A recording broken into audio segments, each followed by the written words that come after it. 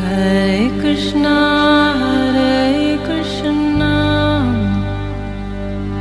Krishna Krishna Hare Hare Hare Rama Rama Rama Hare Hare। नमस्कार, radio मानव रचना 107.8 पर श्रोताओं, हाजिर हूँ मैं सरिता आपके साथ और लेकर आ गई हूँ कार्यक्रम आत्मदर्शन। श्रोताओं, जैसा कि आप सब जानते हैं, इस कार्यक्रम में हम बहुत सारी ऐसी बातें करते हैं, बहुत सारे ऐसे प्रसंग आपको सुनाते हैं जिनसे कुछ आध्यात्मिक ज्ञान आप तक पहुंचता है। और इस कार्यक्रम में हमेशा की तरह स्टूडियो में मौजूद हैं रागलेखा दासी जी, चरणाश्रित योगाचार्य श्रीमद भक्ति वेदांत नारायण गोस्वामी जी की शिष्या। रागलेखा दासी जी, आपका स्वागत है हमारे स्टूडियो में। हरे कृष्ण जी श्रोताओं, आप सभी जानते हैं पिछले कई एपिसोड से हम बात कर रहे हैं महाभारत के बारे में।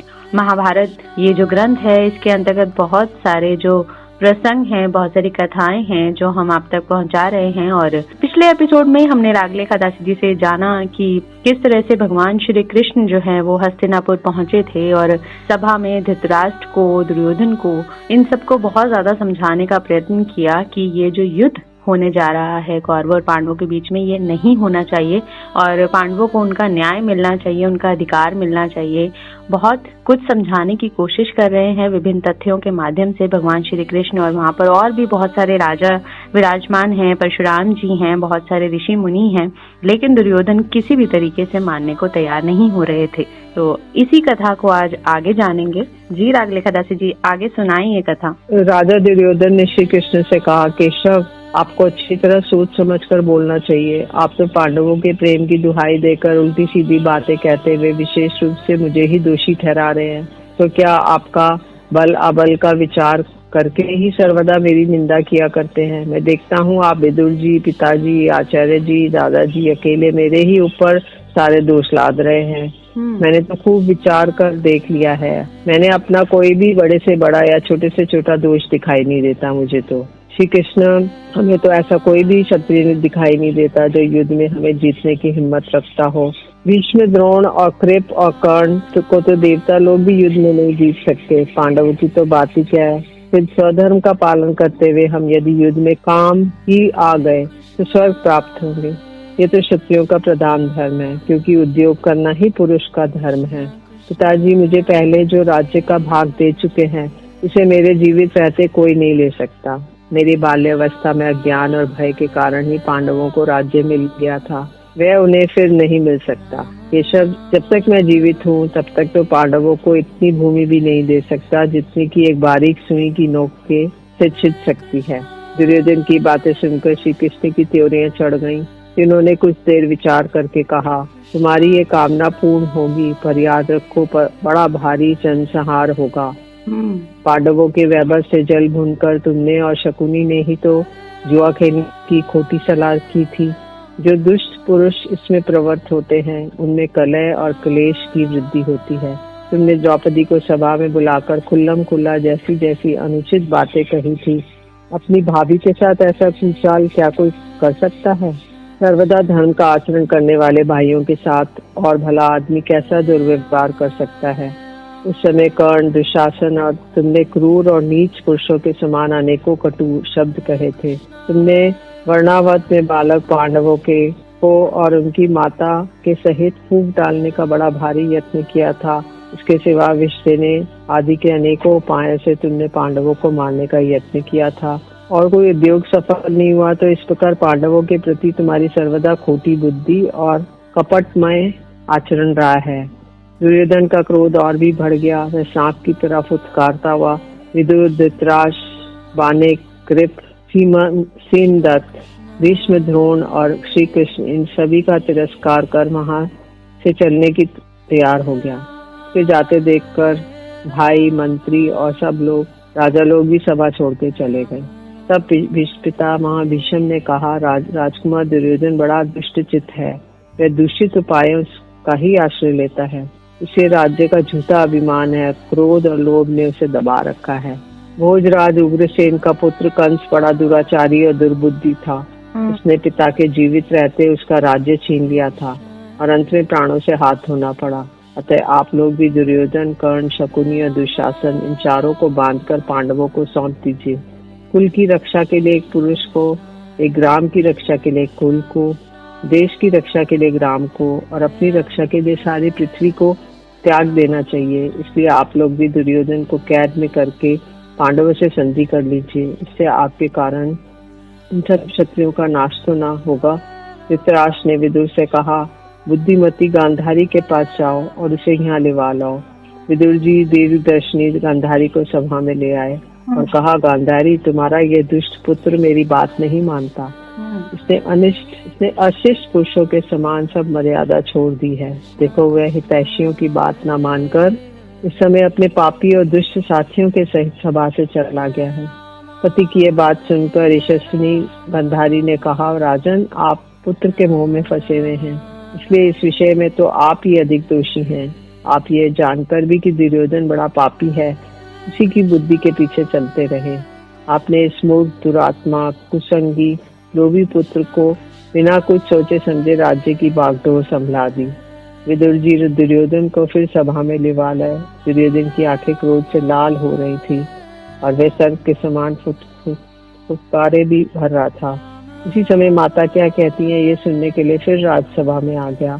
तब गांधारी ने दुर्योधन को झुड़क कर संधि करने के लिए इस प्रकार कहा, बेटा दुर्योधन, मेरी यह बात सुनो, इससे तुम्हारा और तुम्हारी संतान का हित होगा और भविष्य में भी तुम्हें सुख मिलेगा।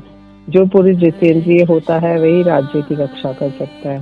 काम और क्रोध तो मनुष्य के अर्थ से च्युत कर देते हैं। जिस प्रकार उदंड घोड़े मार्ग ही में मूर्ख सारथी को मार डालते हैं, इसी प्रकार यदि इंद्रियों को काबू में ना रखा जाए तो मनुष्य का नाश करने के लिए पर्याप्त है। तुम युद्ध में मन मत लगाओ। यदि तुम अपने मंत्रियों सहित राज्य भोग करना चाहते हो तो पांडवों को न्यायोचित भाग दे, उन्हें दे दो। पांडवों को जो 13 वर्ष तक घर से बाहर रखा गया, ये भी बड़ा अपराध हुआ है। पांडवों का भाग भी हड़पना चाहते हो, ऐसा करने की तुम्हारी शक्ति नहीं है। ये कर्ण और दुशासन भी ऐसा नहीं कर सकेंगे। इस राज्य का अंत खाने के कारण ये अपने प्राण भले ही त्याग दें, किंतु राजा युधिष्ठिर की ओर कभी दृष्टि टेढ़ी नहीं करेंगे। अतः तुम लोग छोड़ दो और पांडवों से संधि कर लो। माता के कहे हुए इन नीति युक्त वाक्यों को दुर्योधन ने कुछ भी ध्यान नहीं दिया और बड़े क्रोध से सभा को छोड़कर अपने दुष्ट बुद्धि मंत्रियों के पास चला गया। फिर दुर्योधन, कर्ण, शकुनी, दुशासन चारों ने मिलकर ये सलाह की, देखो ये कृष्ण राजा धृतराष्ट्र और भीष्म के साथ मिलकर हमें कैद करना चाहता है, सो पहले ही हम इन लोगों को बलात् कैद कर लें। कृष्ण को कैद हुआ सुनकर पांडवों का सारा उत्साह ठंडा पड़ जाएगा और फिर वे किम कर्तव्य विमूढ़ हो जाएंगे। सत्य के इशारे से ही दूसरों के मन की बात जान लेते थे। वे तुरंत ही ये भाव ताड़ गए और सभा से बाहर आके कृतवर्मा से बोले, शीघ्र ही सेना सजाओ और जब तक मैं इनके कुविचार की कृष्ण को सूचना दूं, तुम स्वयं कवच धारण करके सेना को व्यूह रचना की रीति से खड़ी करके सभा भवन के द्वार पर आ जाओ। उन्होंने श्री कृष्ण से उनका ये कुविचार कह दिया। फिर वे मुस्कुराकर राजा धृतराष्ट्र और विदुर से कहने लगे, सत्पुरुषों की दृष्टि में दूत को कैद करना धर्म अर्थ काम के सर्वदा विरुद्ध है, किंतु ये मूर्ख वही करने का विचार कर रहे हैं। उनका ये मनोरथ किसी प्रकार पूरा नहीं हो सकता।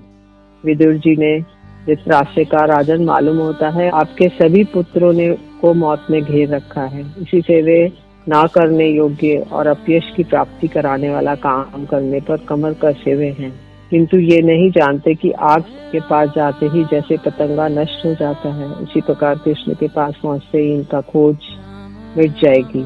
विदुर जी दुर्योधन की इच्छा न होने पर भी उसे फिर सभा में ले आए और उस समय उसके भाई और राजा लोग भी उसके साथ ही लगे हुए थे।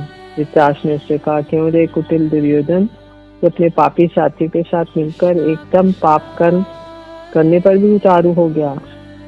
कुल कलंक पुरुष जो कुछ करने का विचार करेगा वे कभी पूरा नहीं होगा, इससे सत्पुरुष से भी निंदा करेंगे। कहते हैं कि तू अपने पापी साथियों से मिलकर इन श्री कृष्ण को कैद करना चाहता है, तो इन्हें तो इंद्र के सहित सब देवता भी अपने काबू में नहीं कर सकते। तेरा ये दुस्साहस तो ऐसा है जैसे कोई बालक चंद्रमा को पकड़ना चाहे। जैसे केशव का प्रभाव कुछ भी तुझे पता नहीं है। अरे जैसे वायु को हाथ में नहीं पकड़ा जा सकता, पृथ्वी को सिर पे नहीं उठाया जा सकता, वैसे ही श्री कृष्ण को बल से नहीं बांध सकते। बिल्कुल जी। श्रोताओं, बहुत ही खूबसूरत प्रसंग चल रहा है। रागले खदासी जी से जान रहे हैं कि किस तरह से दुर्योधन किसी भी तरीके से इस युद्ध को रोकने के लिए तैयार नहीं है, संधि करने को तैयार नहीं है। माता गांधारी के समझाने के बाद भी उसको कुछ नहीं समझ आ रहा है। बुद्धि भ्रष्ट होने के कारण और अहंकार के कारण, लालच के कारण जो है वो बहुत कुछ ऐसा किए जा रहा है जो असंभव है। और अब बात हो रही है श्री कृष्ण को बंदी बनाने की। उनको बंदी बनाना चाहता है जो स्वयं परमात्मा है। तो अब जो हम प्रसंग जान रहे थे वो श्री कृष्ण को बंदी बनाने का विचार उसके मन में आया, ये प्रसंग हम जान रहे हैं। रागले खदासी जी आगे बताएं इसके बारे में। जी, विदुर जी ने कहा, दुर्योधन तुम मेरी बात सुनो। देखो, श्री कृष्ण को कैद करने का विचार नरकासुर ने भी किया था, किंतु सब दानवों के साथ मिलकर भी वह ऐसा नहीं कर सका। अपने बलबूते पर पकड़ने का साहस कैसे कर सकते हो तुम? इन्होंने बाल्यावस्था में ही पूतना को, बकासुर को मार डाला था, गोवर्धन पर्वत को हाथ पर उठा लिया था और अरिष्टासुर, धेनुकासुर, चारोड़, केशी, कंस को भी धूल में मिला दिया था। साक्षात वरुण, अग्नि और इंद्र भी उनसे हार मान चुके हैं। दुर्योधन, तुम तो अज्ञानवश ये समझते हो कि मैं अकेला हूँ और मुझे दबाकर कैद करना चाहते हो। तो याद रखो, समस्त पांडव और विष्णु और अंधक वंशी यादव भी यही हैं। वे ही नहीं, रुद्र, वसु, समस्त महर्षि भी नहीं मौजूद हैं। ऐसा कहकर श्री कृष्ण ने अट्टहास किया तो तुरंत ही उनके सब अंगों में बिजली सी कांति वाले अंगुष्ठाकार सब देवता दिखाई देने लगे।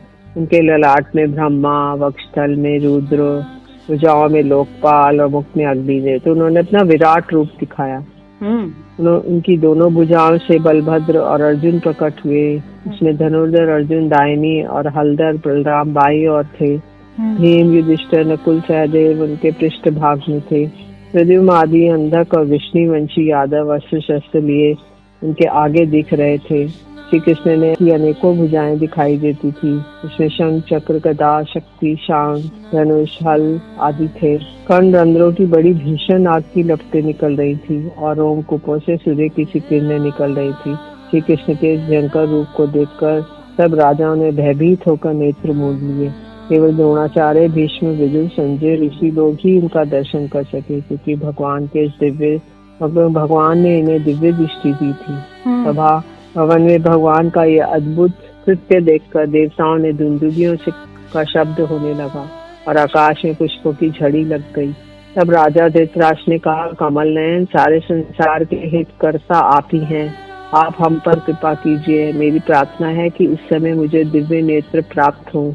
मैं केवल आप ही के दर्शन करना चाहता हूँ, फिर किसी दूसरे को देखने की इच्छा नहीं है। फिर भगवान श्री कृष्ण ने कहा, कुरुनंदन, तुम्हारे अदृश्य रूप से 2 नेत्र हो जाएं।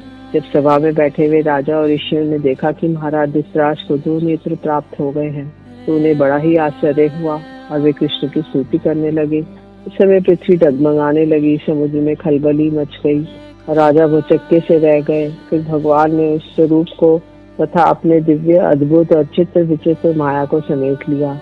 इसके पश्चात वे ऋषियों से आज्ञा ले सात्विकी और कृतवर्मा को हाथ पकड़े सभा भवन से चल दिए। उनके चलते ही नारद ऋषि भी अंतर ध्यान हो गए। इतने ही चारक उनका दिव्य रथ सजाकर ले आया। भगवान रथ पर सवार हुए। उनके साथ महारथी कृतवर्मा भी चढ़ता दिखाई दिया। इस प्रकार जब वे जाने लगे तो महाराज धृतराष्ट्र ने कहा, जनार्दन, पुत्रों पर मेरा बल कितना काम करता है ये आपने प्रत्यक्ष ही देख लिया।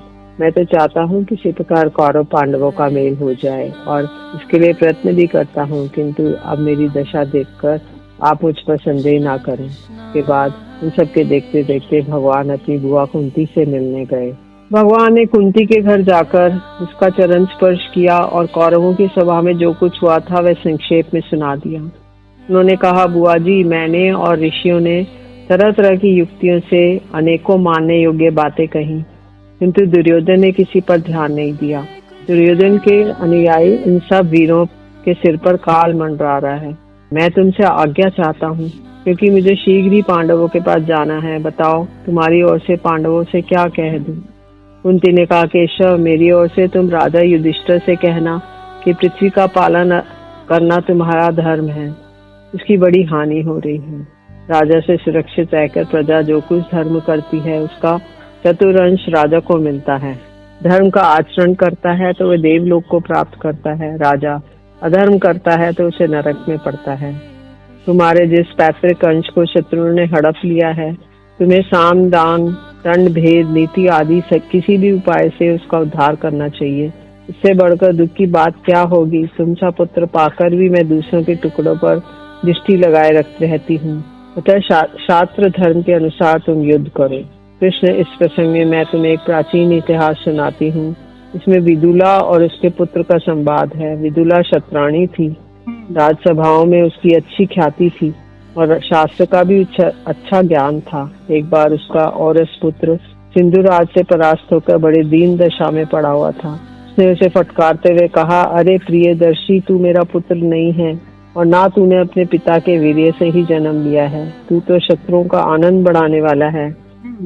यदि तू कल्याण चाहता है तो युद्ध का भार उठा।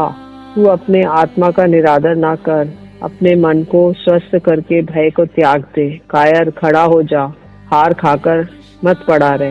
इस प्रकार तू अपना मान खोकर शत्रुओं को आनंदित कर रहा है। प्राण जाने की नौबत आ जाए तो भी पराक्रम नहीं छोड़ना चाहिए। तू खड़ा हो जा, शत्रुओं से हार खाकर पड़ा मत रह। अधम और नीच उपायों का आश्रय मत ले, दंड ही सर्वश्रेष्ठ है। इसी का आश्रय लेकर शत्रु के सामने डटकर गर्जन कर। मालूम होता है पुत्र रूप में मैंने कलयुग को ही जन्म दिया है। तुझे देखकर शत्रुओं को ही सुख होता है। कोई भी कामिनी ऐसे कुपुत्र को उत्पन्न न करे जो स्त्रियों की तरह किसी प्रकार अपना पेट पाल लेता है। वह उसे पुरुष कहना व्यर्थ ही है।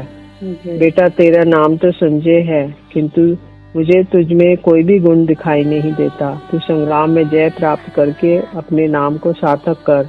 जब तू बालक था, एक समय एक भूत भविष्य को जानने वाला बुद्धिमान ब्राह्मण ने तुझे देखकर कहा था, ये एक बार बड़ी भारी विपत्ति में पड़कर फिर उन्नति करेगा।